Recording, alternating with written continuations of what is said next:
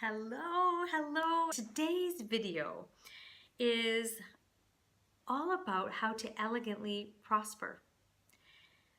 No hard work required. This is a message that even to this day, when people say, how did you get to where you were?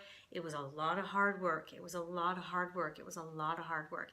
And so in our consciousness, we have this as the motto for what we have to do. I tried that, ladies, and in this post and in this video, I'm going to share with you what I tried, because I was a type A personality and I was going to do whatever it took, and I'm going to share with you an incident where I just took that to the extreme. I used to live with hard work, sacrifice, doing 100 million things because you just don't want to miss out on that one thing that you're supposed to do because you might not be successful, so you just do them all. And actually, my level of prosperity was average. Sometimes even below average when I first started. Now, today, what does my life look like? Nothing like that. I do not work hard. I do not struggle. I do not compete. I flow through life with my business being an expression of what the divine gave me, and I have more prosperity in my life than ever before. So, do you want to know how to do that for yourself? Come along on my journey. Now, as I always do, I always have written the post and I do read it to you, but I do give the commentary in the middle. So I do more teaching on these videos than in the actual written post. So here we go. We all desire to prosper in our lives. Money makes life easier. It allows us to enjoy things and experiences that feed our soul, and it gives us freedom. Freedom to make certain life choices that may not be so easy if money weren't there. I know what you're saying. Yes, Erin, but how? How do we prosper? This used to be my question. I asked it every day. You see, each of us comes to this earth with an issue, one main issue that exists in order to aid in the evolution of our soul. Mine happened to be prosperity and money. You know, issues for other people might be love, weight, relationships, confidence, health issues, so many. But it's that one thing that niggles you, right? So let me tell you, with my issue with prosperity and money, what are some things that I tried to prosper, in order to prosper? Number one, I tried getting a job. Now, I had always wanted to be a school teacher. When I was 8 years old, I set out, and that was my intention, that was my mission. My whole goal in life was to be a teacher. And literally when I became a teacher and I saw the pay stub in the mailbox, it was like, oh my God, I get paid to do this. So it was like that. So I had a love for my job.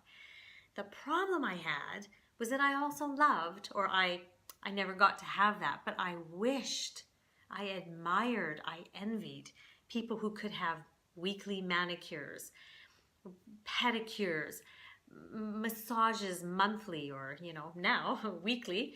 I wanted to buy high quality clothes because I knew I could feel when I did try to invest in them, they just felt different. They fit me different. They made me feel different. It was just better. I loved staying in luxury hotels. So the thing with teaching was that although it brought me joy, there was always a part on the other side, like it was like I was a half and half person, that was like, but I'm so frustrated because there's this side of me of how I want to experience life, but I don't see how it's possible with this. And so it was like this fight. The second thing I tried, saying and writing affirmations. Since I've always been into spirituality, I used to read countless and countless books of the power of affirmations. Now, the problem was, though, that my subconscious beliefs were so geared against these affirmations. Like when I'd say them, I would feel something here and I was like, this is so not true. This is so not true. So there's an easier way. Psst. Keep following the elegant life and all. You'll be introduced to that. So I tried it, but it just wasn't working. Number 3, what else did I try? I read books on becoming wealthy. You know, raise your wealth consciousness, such as Think and Grow Rich, The Science of Getting Rich, The Secret. I did all the things they said to do, but you know what? I ended up spending every waking hour thinking about money from a lack perspective, and nothing changed. Well, one thing did. I felt even more anxious and desperate about money. And the 4th thing I did was I took courses and I went to live events and trainings. Now, I'm not poo-pooing those things because there are definitely those situations when if your soul guides you and says you need to be there, by all means go. That's it. But I was going to these things out of such a lack mentality that I was like, if I don't go to that, everybody's going to go to that, and then they're going to be ahead of me, and then I'm not going to know what they know, and then I'm never going to be successful. Now, everyone at these events kept talking about action. You got to take action. And since I'm a very self-disciplined person and former type A personality, I took action like crazy. At one point, I had just written a book. I was writing a blog. I was writing articles for 3 other top websites. I was filming videos for my YouTube channel. I had my own blog talk radio show, and I was a parenting expert for a UK counseling site. Oh, did I mention that at the same time I was launching online products and programs and coaching people at all times of the day via Skype? Because, well, I was available every time of the day. And oh, goodness me, I forgot to say that I was being interviewed multiple times a week for US morning shows, radio shows.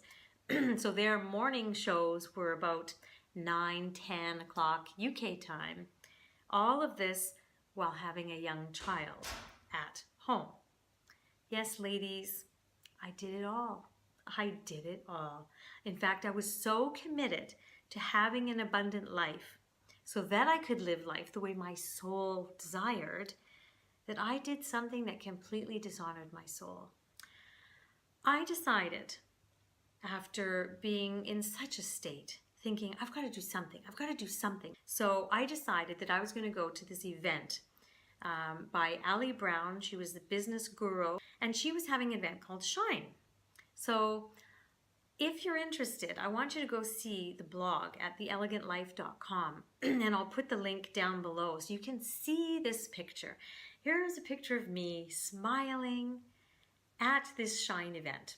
You know, I had gotten up the courage to ask my husband, can we buy the ticket to the event? Can we buy the plane ticket and the hotel ticket to go stay there? Can you look after our son while I'm gone? I mean, it was this big production, but I was like, you know what? I am committed.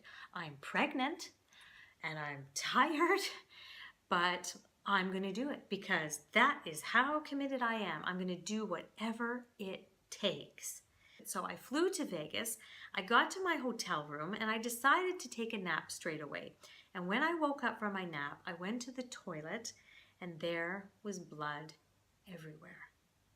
I decided to go to bed early, thinking maybe my body just needed some rest. You know, it was a very long flight, but no such luck.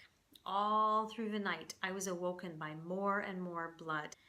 So there I was at the Shine event, and every 20 to 30 minutes, I'm racing to the bathroom, changing, like I'm putting 3 full maxi pads on top of each other because I had gotten them at the hotel store.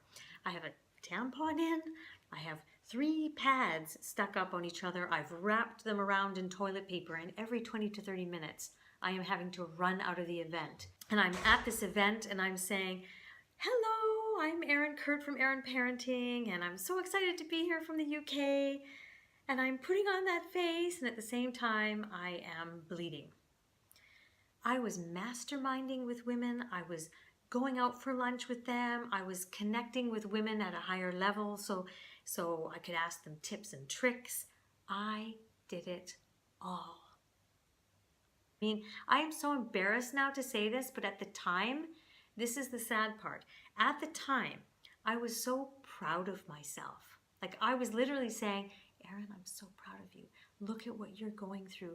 Look at everything you're going through, and you are still doing what it takes.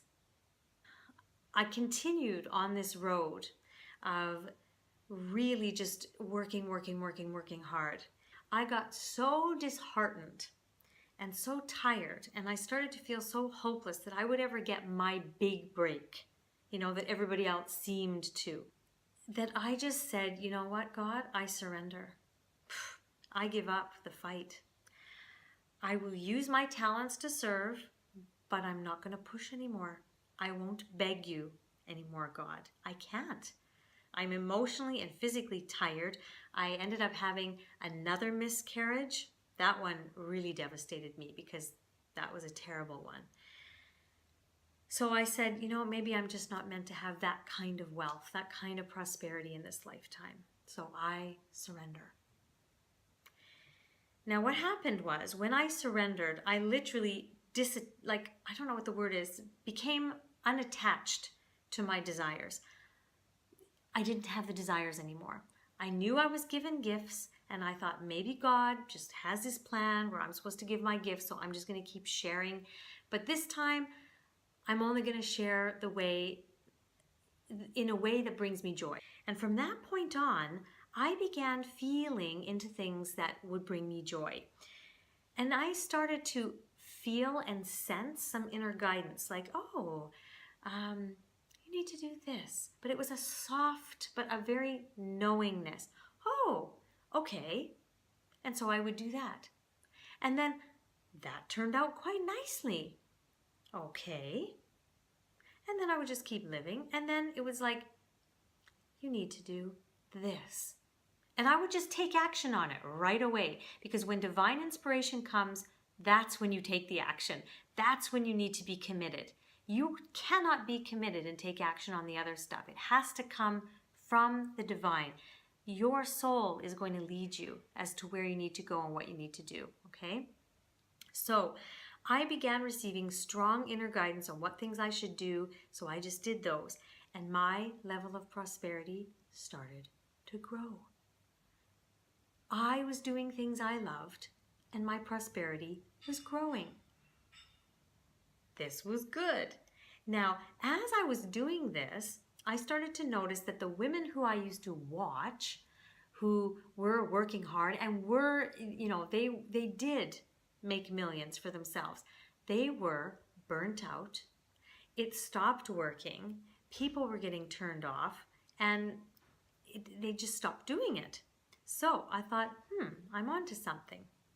I was growing my business and I was enjoying my life at the same time. Something happened in 2015. My soul told me to actually stop. And I stopped all my businesses. Of course, my ego went, what? I mean, you've worked all these years for this and you're going to stop? But by now I had trusted and I knew that, hey, whatever the divine says is always best for me. So I did announce to everybody that I was going on a sabbatical. I had no idea what I was going to do. And then what transpired from that was me just keep following divine guidance, keep following divine guidance. The miracles that happened that year made so much happen so elegantly that year. I can't even tell you. Without even working, like actually working on my business, just following divine guidance, I started to get guidance on some things I should do that year, and so I would do them. My business made, obviously not as much of as I was working full-time, but my business made that year like maybe a half to 3/4 of what I made when I was working full-time, and I was on sabbatical. And at the same time, I wrote a children's book series with my mother, which was a dream of ours, and we got such beautiful attention for that. It was amazing. The land became available on by the sea that my husband and I had dreamed of for years, and we were at a point financially, both of our lives, where we could put the money in and build our dream home by the sea. I mean, all these beautiful things were coming, and I wasn't working hard. So follow your joy. Create a life vision for yourself. Set an elegant intention. Surrender. Let go. Become detached from your goals. It sounds so anti what everybody says, but I'm telling you, that doesn't work for probably 95% of everybody. That is the formula. And then listen to divine guidance and do what that says, nothing else. Now, what I wanted to do for people, because I saw, now how did I start doing this and what do I do now? I do this every day. The art of living elegantly is a process, a mindset, a way of living. It's everything that I do in such a simple, elegant way. It's the road to freedom. It's the road to prosperity. It's the road to joy and fulfillment and alignment with the divine and connection, to enjoying life. And that is why I put it together for you. So if you're interested in finding the full process and having it, laid out to you 1 week at a time, and letting you practice it, then I highly invite you to go to theelegantlife.com/shop and invest in the art of living elegantly. You don't need anything else, ladies. That's it. That's all I do. That is all I do. And it's beautifully put together for you. I'm really, really proud of it. You will have it for the rest of your life. And you can go back to it all the time. You can redo it to reconnect yourself if you feel you're off.